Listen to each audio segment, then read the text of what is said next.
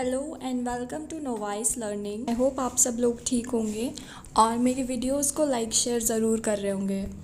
तो आज की इस वीडियो में मैं आपको सबसे मेन चीज़ बताने वाली हूँ अकाउंटिंग की, जिसे हम फाइनेंशियल स्टेटमेंट्स बोलते हैं। किसी भी बिज़नेस के लिए उसकी फाइनेंशियल स्टेटमेंट जो होती है वो ये चीज़ बताती है कि वो बिज़नेस कितने प्रॉफिट में है और कितने लॉस में है। उस बिज़नेस की फाइनेंशियल पोजीशन क्या है वो चीज़ बताती है। तो इसमें जो होता है बेसिकली 3 अकाउंट्स बनते हैं, एक ट्रेडिंग अकाउंट, एक प्रॉफिट एंड लॉस अकाउंट और उसके बाद बनती है बैलेंस शीट। तो इस वीडियो में हम डिस्कस करेंगे ट्रेडिंग अकाउंट और प्रॉफिट एंड लॉस अकाउंट के बारे में। तो बने रहिए वीडियो के एंड तक। तो सबसे पहले मैं आपको बताऊंगी ट्रेडिंग अकाउंट। ट्रेडिंग अकाउंट होता क्या है, पहले हमें ये पता होना चाहिए। तो चलिए पहले देखते हैं ट्रेडिंग अकाउंट की definition. Trading account is the first part of this account and it is used to determine the gross profit that is earned by the business। Trading account जो है वो फर्स्ट पार्ट होता है। सबसे पहले हम trading account बनाते हैं और ये किस लिए बनाया जाता है? ट्रेडिंग अकाउंट के थ्रू हमें बिजनेस का या कंपनी का ग्रॉस प्रॉफिट या ग्रॉस लॉस पता चलता है, जो आगे जाकर ऐड होता है प्रॉफिट एंड लॉस अकाउंट में। धीरे धीरे कैसे होगा वो आपको समझ आ जाएगा। तो नेक्स्ट पॉइंट की तरफ चलते हैं। सेकंड पॉइंट है all the direct expenses and incomes are record in debit and credit side of this account. Trading account में हम जो भी बिजनेस से रिलेटेड डायरेक्ट एक्सपेंसेस और डायरेक्ट इनकम होती है उन्हें रिकॉर्ड करते हैं। जैसे यहाँ पर मैंने आपको ब्रैकेट में दिया हुआ है डायरेक्ट एक्सपेंस क्या होते हैं, पहले हम उस पर बात करेंगे। देखिए, जो भी एक्सपेंसेस डायरेक्ट हमारे बिजनेस को इफ़ेक्ट करते हैं, for example opening stock. Opening stock क्या होता है? जो भी आप स्टार्टिंग में सामान लाते हो, जो आपके पास स्टॉक रहता है जो आपको बेचना है, उसे हम ओपनिंग स्टॉक कहते हैं। अगर ओपनिंग स्टॉक ही नहीं होगा तो आपके बिज़नेस पे इफ़ेक्ट पड़ेगा, आप बेच ही नहीं पाओगे। तो ये है डायरेक्ट एक्सपेंस। वेजेस हो गया। अब मान लो आपकी कोई भी फैक्ट्री है, वहाँ पे लोग काम करते हैं। अगर लोग काम नहीं करेंगे, आप उन्हें वेजेस नहीं दोगे, वो लोग चले जाएंगे, तो भी आपको लॉस होगा, आपका डायरेक्ट बिजनेस पे इफ़ेक्ट पड़ेगा, वो बंद हो जाएगा। परचेजेस, मान लो आपकी फैक्ट्री है, उसके लिए रॉ मटेरियल आना है। अब आप अगर उसका परचेज़ नहीं करोगे तो भी डायरेक्ट आपके बिज़नेस पे इफ़ेक्ट पड़ेगा। ऐसे काफ़ी सारे डायरेक्ट एक्सपेंसेस होते हैं। Direct expenses and income, indirect expenses and indirect income, इस पे मैं अलग से आपको एक वीडियो प्रोवाइड करूँगी। इसमें मैं ट्राई करूँगी कि सारे ही डायरेक्ट और इनडायरेक्ट एक्सपेंसेस और सारी डायरेक्ट और इनडायरेक्ट इनकम मैं आपको बता पाऊँ। तो ये हमारे डायरेक्ट एक्सपेंसेस थे। अब डायरेक्ट इनकम क्या होती है? किसी भी बिज़नेस की जो इनकम होती है वो सेल्स से होती है, या फिर अगर कोई सर्विस प्रोवाइडर कंपनी है तो वो अपनी सर्विस को सेल करेगी। और फिर आता है क्लोजिंग स्टॉक। मेनली ये दो ही चीज़ें आती हैं क्रेडिट साइड में ट्रेडिंग अकाउंट के। थर्ड पॉइंट जो है वो है all the direct expenses are debit and all the direct incomes are recorded in credit side. तो जितने भी आपके एक्सपेंसेस होंगे डायरेक्ट एक्सपेंसेस, वो सब आप डेबिट साइड में लिखोगे, और जो भी आपकी इनकम होगी सेल्स और क्लोजिंग स्टॉक, वो आप क्रेडिट साइड में लिखोगे। आई होप आपको समझ आ गया होगा ट्रेडिंग अकाउंट क्या होता है। अगर शॉर्ट में बोले तो जो भी कंपनी या फिर आपकी फैक्ट्री या आपके बिज़नेस के जो भी डायरेक्ट एक्सपेंसेस और इनकम है वो आपके ट्रेडिंग अकाउंट में आते हैं। एक्सपेंसेस डेबिट साइड और इनकम्स क्रेडिट साइड। और ट्रेडिंग अकाउंट से हमें क्या मिलता है, किस लिए बनाते हैं हम ट्रेडिंग अकाउंट? ग्रॉस प्रॉफिट या ग्रॉस लॉस जानने के लिए। तो ये था हमारा ट्रेडिंग अकाउंट। अब हम चलते हैं next profit and loss account पे, जो ट्रेडिंग अकाउंट के बाद बनाया जाता है।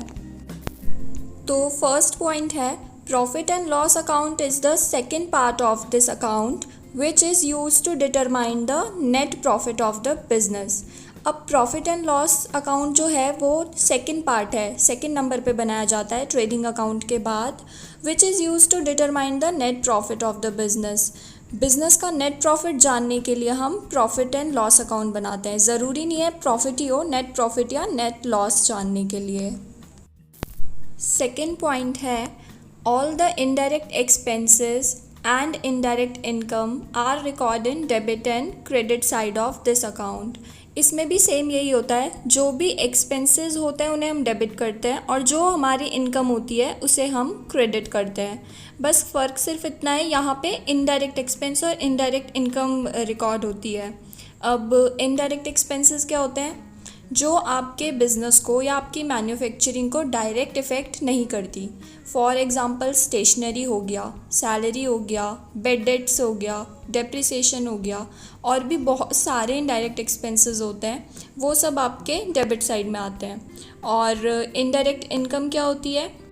सेल करने के अलावा जिन भी सोर्सेज से आपको इनकम होती है उन्हें इनडायरेक्ट इनकम बोलते हैं। जैसे कि इंटरेस्ट रिसीव हो गया, आपने कोई एसेट सोल्ड किया है, मान लो बिज़नेस में आपने 1 या 2 साल में कोई भी आपने मशीनरी यूज़ की और आपको लगता है कि अब ये मेरे किसी काम की नहीं है, आप उसे बेच देते हो, तो उससे जो आपको प्रॉफिट होगा, प्रॉफिट तो नहीं होगा, बट जो भी आपको उससे पैसे मिलेंगे बेच के, वो आपका इनडायरेक्ट इनकम में आ जाएगा। अब देखते हैं third point. All the indirect expenses are debit and all the indirect incomes are recorded in credit side. Same trading account की तरह है, जो भी एक्सपेंसेस हैं वो आपको डेबिट साइड में लिखना है और जो भी इनकम है वो आपको क्रेडिट साइड में लिखनी है। बस प्रॉफिट एंड लॉस में आपको ये ध्यान रखना है कि वो इनडायरेक्ट एक्सपेंस और इनडायरेक्ट इनकम हो। तो मैं मान के चलती हूँ कि आपको प्रॉफिट एंड लॉस अकाउंट भी समझ में आ गया हो। और अगेन सेम, इन केस आपको कोई कन्फ्यूजन होती है तो आप मुझसे कमेंट बॉक्स में पूछ सकते हैं। अब प्रॉफिट एंड लॉस अकाउंट हो गया, ट्रेडिंग अकाउंट भी हो गया। अब हम चलते हैं कि बनाते कैसे हैं, ट्रेडिंग एंड P&L अकाउंट बनाते कैसे हैं, इसका फॉर्मेट देखते हैं और कौन सी चीज़ें कहाँ पे हम लोग प्लेस करते हैं वो देखते हैं। तो आप स्क्रीन पे देख सकते हो, मैंने यहाँ पे ट्रेडिंग एंड P&L अकाउंट बनाया है। बनते दोनों साथ में ही हैं। पहले ट्रेडिंग अकाउंट बनता है क्योंकि पहले हमें ग्रॉस प्रॉफिट चाहिए होता है। ग्रॉस प्रॉफिट या ग्रॉस लॉस को हम P&L अकाउंट में ट्रांसफ़र करते हैं और उसके बाद हम अपने इनडायरेक्ट एक्सपेंसेस और इनकम्स को P&L अकाउंट में रिकॉर्ड करते हैं। तो यहाँ पे ये इसका फॉर्मेट होगा पर्टिकुलर अमाउंट। फर्स्ट वाला जो है वो डेबिट साइड है और सेकंड वाला क्रेडिट साइड है। तो अब आप जो भी आपके खर्चे हैं, डायरेक्ट खर्चे हैं, उन्हें आप डेबिट साइड में लिख देंगे। अगेन जो मैंने समझाया था, डायरेक्ट एक्सपेंसेस आएंगे केवल। क्वेश्चन में जो आपका क्वेश्चन होगा उसमें आपको सब कुछ मिक्सअप करके दिया हुआ होगा। वहाँ पे एक्सपेंसेस, इनकम दोनों, डायरेक्ट इनडायरेक्ट, और एसेट्स एंड लाइबिलिटी सब कुछ होंगी। आपको खुद से चूज़ करना है कि कौन सी चीज़ें आपको किस अकाउंट में लिखनी है। तो अब आप देख सकते हो, पहले मैंने टू ओपनिंग स्टॉक लिखा है, फिर टू परचेज़ लिखा है क्योंकि वो भी डायरेक्ट एक्सपेंस है। इन केस आपको कोई परचेज़ रिटर्न दी होती है तो वो आप पहले परचेज़ में से माइनस करते हो, उसके बाद आप उसे बाहर अमाउंट वाले कॉलम में फाइनल अमाउंट लिखते हो। सेम वेजेस आ जाएगा। क्रेडिट साइड में आपका सेल्स और क्लोजिंग स्टॉक आ जाएगा। सेम परचेज रिटर्न की तरह अगर कोई आपको सेल्स रिटर्न दिया होगा तो वो आप पहले सेल्स में से माइनस करोगे और फिर बाहर फाइनल अमाउंट लिखोगे। उसके बाद आपको डेबिट और क्रेडिट का टोटल करना है और जिस साइड का भी टोटल ज़्यादा आएगा आपको वो अमाउंट दोनों साइड लिखनी है। उसके बाद आपको कम वाली अमाउंट को माइनस कर देना है। फॉर एग्ज़ाम्पल क्रेडिट साइड का टोटल ज़्यादा आता है तो आप क्रेडिट साइड का मान लो 1 लाख आया तो आपने 1 लाख क्रेडिट साइड में लिखना है और 1 लाख डेबिट साइड में लिखना है। और डेबिट साइड का टोटल आपका 40,000 आया तो आप 1 लाख में से 40,000 माइनस करोगे तो जो 60,000 आएगा वो आपका ग्रॉस प्रॉफिट होगा जो डेबिट साइड लिखा जाएगा। अब अगर आप टेक्निकली देखें तो आपका रेवेन्यू का टोटल ज़्यादा आ रहा है और खर्चे आपके कम हैं तो ऑब्वियसली आपको प्रॉफिट होगा, इसलिए डेबिट में लिखेंगे टू ग्रॉस प्रॉफिट। और अगर डेबिट का टोटल ज़्यादा आता है मींस आपके एक्सपेंसेस ज़्यादा हैं, इनकम कम है, तो क्रेडिट साइड में आप बाय ग्रॉस लॉस लिखोगे। और उसके बाद आपका यहाँ पे आपको ग्रॉस प्रॉफिट या ग्रॉस लॉस जो भी होगा वो मिल जाएगा। अब आप बनाओगे उसके ठीक नीचे से प्रॉफिट एंड लॉस। अगर आपको ग्रॉस प्रॉफिट होगा तो आप क्रेडिट साइड में लिखोगे बाय ग्रॉस प्रॉफिट, मतलब अपोजिट साइड में। और अगर ग्रॉस लॉस होगा तो आपको लिखना है to gross loss debit side में, क्योंकि आपको पता है जो भी आपकी इनकम होती है उसे हम क्रेडिट साइड में लिखते हैं।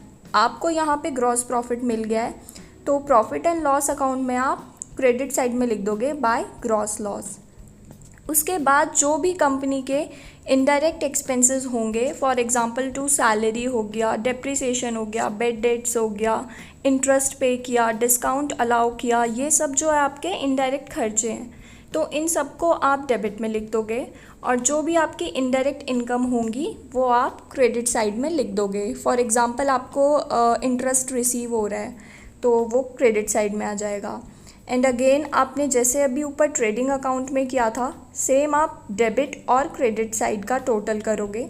जिस साइड का भी टोटल ज़्यादा आएगा और उस कम वाली साइड को माइनस करके अगर आपका क्रेडिट साइड का टोटल ज़्यादा आता है तो आप डेबिट साइड में लिखोगे टू नेट प्रॉफिट। और अगर आपका डेबिट साइड का टोटल ज़्यादा आता है तो आप दोनों साइड डेबिट वाली अमाउंट लिख के और जो भी क्रेडिट का टोटल आ रहा होगा उसको माइनस करके आपको मिल जाएगा नेट लॉस। अब नेट प्रॉफिट या नेट लॉस जो भी आपको मिलेगा वो आपको बैलेंस शीट में ले जाना होगा। वो कैसे, वो हम तब डिस्कस करेंगे जब मैं बैलेंस शीट वाली वीडियो बनाऊंगी। बैलेंस शीट इसमें मैंने इसलिए नहीं कवर किया है क्योंकि वो एक अलग से काफ़ी बड़ा टॉपिक है, उसमें काफ़ी सारे पॉइंट्स होते हैं कि बेड डेट्स को कैसे रिकॉर्ड करना है और क्लोजिंग स्टॉक को कैसे रिकॉर्ड करना है बैलेंस शीट में, और भी उसके काफ़ी सारे पॉइंट्स हैं, तो उसके लिए मैं एक अलग से वीडियो बनाऊँगी। एक चीज़ और मैं क्लियर करना चाहती हूँ यहाँ पे कि ग्रॉस प्रॉफिट और नेट प्रॉफिट क्या होता है।